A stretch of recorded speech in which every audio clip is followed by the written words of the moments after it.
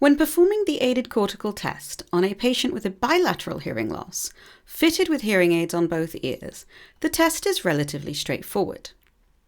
This sound field assessment provides information as to how well the patient is able to access speech sounds when using both of their hearing aids together, as they would in the real world. However, when considering those patients with an asymmetrical or unilateral loss, matters become slightly more complicated and require some additional considerations. How you approach the test for this patient group will depend on the configuration of their hearing loss and how they are aided. If the patient has a dead ear or almost no usable hearing on one ear and therefore hasn't been fitted with a device on that side, but has an aidable loss on the other ear which has been fitted with a hearing aid, then it is simple enough to perform the aided cortical test in the same way as you would for a patient with two hearing aids. No adjustments are required. In this instance, you would perform the test in the aided right or left condition, depending on which ear has the device fitted, and simply make it clear in the notes or comments as to the status of the opposite ear. If the patient has normal hearing in the unaided ear, then it is important to consider if there is value to be obtained from performing the aided cortical test. This is where we should remember what the clinical question is, and which answers we are seeking from potentially performing this test. If, as is the case for most young infants and children, the clinical question is about whether the child is able to access speech sounds in the real world, then we can be confident that their normally hearing ear will support this. The provision of a hearing aid in the other ear in such a scenario is typically designed to provide localization cues and help in managing background noise.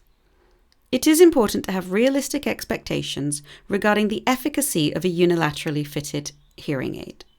Depending on the extent of the loss, this device may not be supplying the majority of speech and language information that the child will access. As a result, many clinicians opt not to perform aided cortical testing on these cases, as the usefulness of the information obtained may be minimal.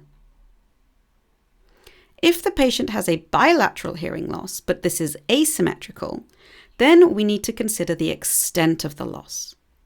If the better ear has not been aided, perhaps because the hearing loss is very mild, then performing the aided cortical test in their real-world scenario with the hearing aid in situ on the poorer ear can help to confirm whether the patient is accessing speech sounds as they would be hearing on a day-to-day basis in the real world.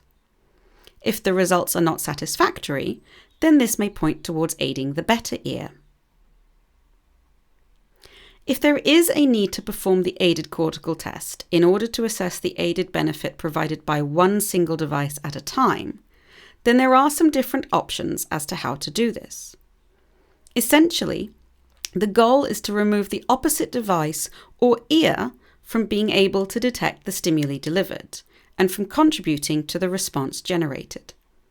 One option is to occlude the non-test ear through the use of a foam earplug or their own ear mold using something to block the sound hole. Another possibility is to simply remove the patient's better ear hearing aid from their ear for the duration of the test. However, this increases the risk that sound may be detected by this ear depending on the extent of the loss. Using additional ear defenders over the non-test ear, whether it has been occluded or not, can help reduce the likelihood of the stimuli being detected. Another option which many clinicians have queried is the possibility of using a separate audiometer with which to deliver masking noise via a transducer to the non-test ear. However, there are a number of practicalities which make this challenging. Firstly, the patient groups who typically undergo aided cortical testing may not tolerate an additional transducer with an additional amount of noise being presented. Secondly, traditional narrowband masking noise is unlikely to be broad enough to cover the frequency range of the speech stimuli being presented. White noise or speech noise are more likely to have a sufficient bandwidth.